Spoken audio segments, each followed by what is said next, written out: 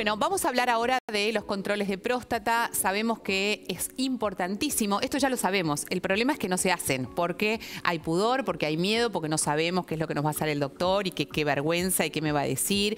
Y en realidad esto puede afectar lo que yo siento, mi masculinidad, cómo me voy a desnudar frente a otro hombre o, en fin, no sé. ¿Hay urólogas mujeres? Hay urólogas mujeres. Bueno, está con nosotros el doctor Nicolás Villasante. Obvio que hay urólogas mujeres, me imagino, pero esto presenta siempre una dificultad cada vez que hablamos del tema de la próstata.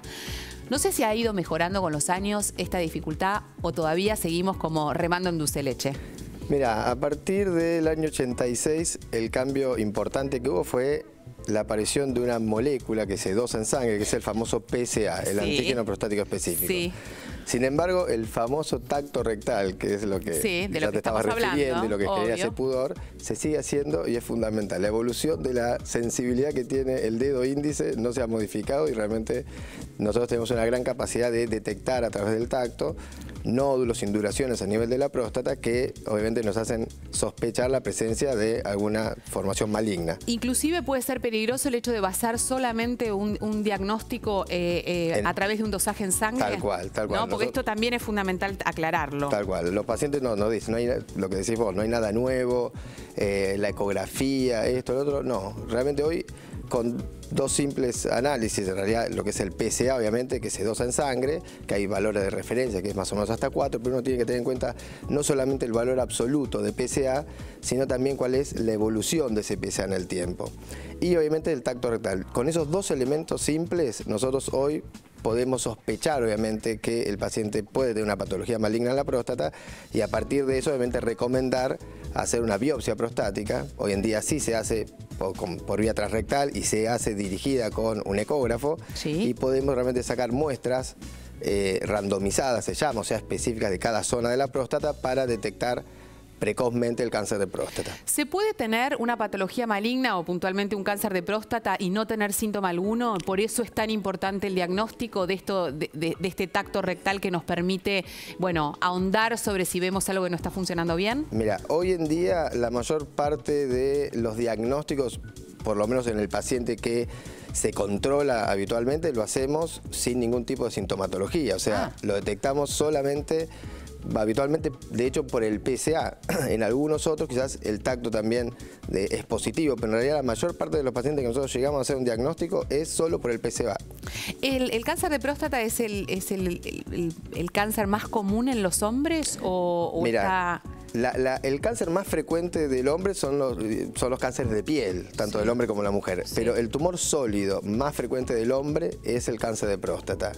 Y lo importante es que no es solo el más frecuente, además es el segundo o tercero en mortalidad. Hoy en día en Argentina es el segundo cáncer. Porque veía justo ayer una estadística sobre eso y me había impactado mucho. El primer cáncer en mortalidad es el de pulmón. Sí. Pero luego el cáncer de próstata y el colorectal en el hombre. En el hombre, porque la mujer, bueno, tal cual, porque la mama, el ovario.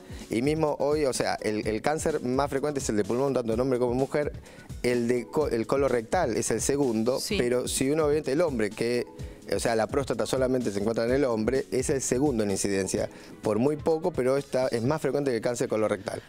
Aparece una determinada edad, esto es más frecuente en una determinada edad y la pregunta es si está relacionado, al igual que las mujeres tenemos como una pérdida de protección hormonal y a partir de allí aparece como una mayor incidencia de diferentes enfermedades, si es en el hombre que se produce algo parecido y que esto puede impactar en este diagnóstico. Mira, la pregunta es excelente. La incidencia del cáncer de próstata en los menores de 50 años es menor al 1%. Ah, muy poco. Pero entre los 50 y los 65 años es más o menos del 15 a 20%. Y a partir de los 65 años, más o menos el 60% de la población va a tener cáncer de próstata. Wow. El tema que uno dice, bueno, es altísima la incidencia. Sí, es muy alta la incidencia. El tema que nosotros lo que sí sabemos que muchos de esos tumores van a ser indolentes. O sea, no le van a causar ni síntomas ni probablemente lo lleven a la muerte al paciente. Hoy en día el gran desafío quizás que tenemos los urólogos... ¿Pese a ser maligno? Pese a ser maligno. Ah, o sea, se puede tener un diagnóstico de tumor maligno y eso no progresar ni generar una metástasis o lo que fuera y entonces la persona puede convivir o coexistir con eso. Tal cual. El gran desafío hoy yo creo que es, para el urólogo, es sí hacer obviamente hacer el diagnóstico de cáncer de próstata, pero uno tiene que después, con esos elementos que uno obtiene a través de la biopsia, que nos da información no solamente positiva o negativa, sino que hay clasificación, se llama clasificación de Gleason, que nos dicen que puede ser de bajo, mediano o alto grado, también el PSA ese previo a la biopsia, el valor de PSA.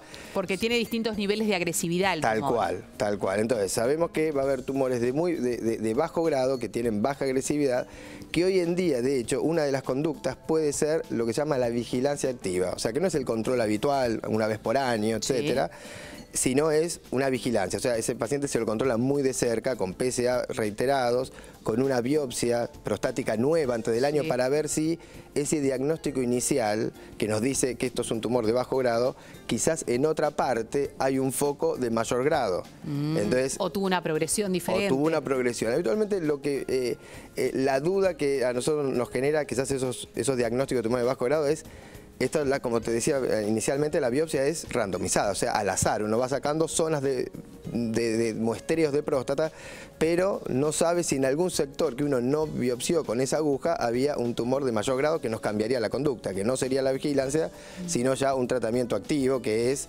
variable. Desde la cirugía, que es lo convencional, que se llama prostatectomía radical, que es la exéresis de la glándula junto con las vesículas seminales, o... A ver, en criollo. Sacar la próstata entera junto con las vesículas seminales. ¿Sabes por qué te digo esto? Porque nosotros en el consultorio vemos... No, porque ya me decís esto y yo ya te haría el planteo y decimos, bueno, pero si tengo una duda que en ese muestreo, que no es total, que es, digamos, aleatorio, por decirlo de alguna manera, puedo tener yo un pedazo, una porción de próstata que puede tener un tumor de mayor agresividad y no lo estoy, digamos, evaluando, saquemos la próstata.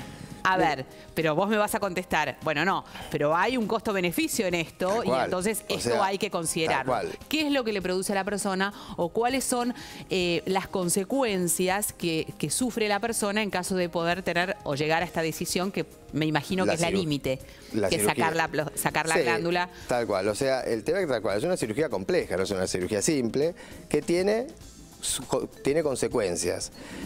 Hoy en día igual las técnicas, hay diferentes tipos de abordaje, la cirugía convencional o la cirugía laparoscópica, etcétera. Realmente son técnicas que se han depurado muchísimo y, o sea, ¿cuál era el mayor riesgo antiguamente? Obviamente la incontinencia de orina. Hablaste en el primer bloque de la incontinencia en el hombre. Bueno, una de las causas de incontinencia en el hombre adulto es los posoperatorios, ya sea de próstata, a veces los tratamientos de recto bajo, etcétera, pueden afectar la continencia. Y la sexualidad, ¿no? Y la sexualidad. ¿Por qué? Porque por el costado de la próstata van lo que se llaman las bandeletas neurovasculares, que es por donde van los nervios y los vasos que le llevan sangre e inervación a lo que son los cuervos cavernosos, que es el tejido eréctil. Con lo cual, el problema es la erección, más allá de la fertilidad, o sea, no afecta la fertilidad, pero sí afecta sí afecta. A ver, ¿qué es una de las preguntas que nos dicen los pacientes? Porque vienen con la duda, el cáncer de próstata, esto, lo otro, y la duda a veces es, ¿qué es la próstata? ¿Para qué sirve? La próstata es una glándula, obviamente, que forma, o sea, su producción va a formar parte del semen. O sea, el semen lo forma los espermatozoides que vienen del testículo, el líquido seminal que viene de las vesículas seminales y el líquido prostático. Eso forma obviamente el semen. O sea, sin próstata o alteración de la próstata no habría posibilidad de fertilidad en el hombre. O sea, realmente como es una patología igual que afecta a adultos mayores, el tema de fertilidad no es tan importante o no genera tanto impacto, pero sí el tema de la erección, porque se suma aparte el combo de que estoy poniéndome mayor, que esto ya es un problema, que en fin, que tengo una situación en la que me veo exigido. Bueno, todo el mambo propio del hombre. Y lo que me gustaría aclarar es lo siguiente. Hoy, entonces, te decía, hay técnicas depuradas donde se hace conservación de esos nervios. Y realmente uno puede hacer una exéresis respetando lo que es el esfínter externo urinario, por lo cual la continencia y la función sexual realmente se puede conservar muy bien. Obviamente eso depende obviamente a veces de la mano. Cuán avesado es obviamente el cirujano. Y además lo que quiero también diferenciar, porque es otra de las grandes dudas que nosotros vemos en el consultorio, es que hay diferentes tipos de cirugía de próstata. Nosotros estamos hablando de cáncer de próstata y la cirugía para el cáncer de próstata, pero en realidad la patología más frecuente de la próstata es la hiperplasia prostática benigna, que es una patología benigna, que es un aumento de las glándulas, más o menos la mitad de las personas de 60 años van a tener una hiperplasia prostática y van a tener síntomas. Los síntomas de la hiperplasia son los síntomas de la micción, la dificultad para iniciar la micción, el afinamiento del chorro miccional, la frecuencia urinaria, y vos también habías nombrado la incontinencia. O sea, el hombre, a veces adulto, con una hiperplasia prostática, tiene incontinencia que se llama de urgencia o de apremio por contracciones de la vejiga que se producen por la afectación de la hiperplasia. Igual quiero separar, o sea, son dos patologías dos cosas distintas, diferentes. Pero una también requiere de cirugía. Por eso, entonces, a veces se sienta el paciente en nuestro consultorio y mezcla un poco lo que son las cirugías. La cirugía de la hiperplasia prostática, que hoy en día existen cirugías también convencionales abiertas y cirugías mínimamente invasivas a través de la uretra, sin hacer incisiones, que se hacen hoy en día, por ejemplo, en el hospital tenemos, yo soy médico del hospital alemán, ¿Sí? Contamos con cirugía de láser de próstata, se llama láser verde, etcétera, en la cual obviamente la continencia obviamente que no tiene ningún riesgo o muy ínfimo, Sí. y la sexualidad no se afecta en absoluto. Por último, antes de despedirnos, la recomendación es ¿cuál? ¿El hombre a partir de qué edad, con qué frecuencia y cómo es el control? Repetimos esto, que no alcanza con algo. Entonces, a partir de los 50 años, sí, excepto que tenga algún familiar que haya tenido cáncer de próstata, porque si tiene padre o hermano que hayan sufrido cáncer de próstata, aumenta más o menos en un 15% la incidencia de ese paciente de tener cáncer de próstata. Si esos padres o hermanos lo tuvieron el cáncer antes de los 60 años, van a tener más o menos un 20% mayor de riesgo, y si tienen un padre y un hermano que hayan sufrido cáncer de próstata, tienen un 30% de riesgo. Entonces, en ese paciente lo controlamos antes, a los 45 años. Y el control, básicamente, como charlamos al principio, el PSA, el tacto rectal, y obviamente siempre al paciente hay que hacer un correcto interrogatorio, etcétera, un examen de manera físico tal completo. de poder identificar si existe o no algún síntoma, porque esto hay síntomas, pero en general cuando aparecen los síntomas ya es que estamos en una situación de mayor vulnerabilidad. Si el paciente tiene generalmente síntomas secundarios a su cáncer de próstata, estamos en presencia seguramente de un cáncer de próstata avanzado, ya sea localmente o ya metastásico. Que esto tiene que ver con la micción, con la dificultad para ir al baño o con la necesidad de ir muchas veces. En el cáncer de próstata tiene la mayor capacidad de metástasis a nivel ganglionar y a nivel óseo. O sea que lo odiamos. Lo odiamos. Muchas veces, o sea, el paciente puede consultar por dolor óseo, fracturas patológicas. Y esto puede estar haciendo referencia o puede tener referencia a la próstata. Una metástasis de cáncer de próstata. Impresionante. Bueno, gracias. Se queda el doctor. Vamos a responder preguntas en el último bloque como siempre.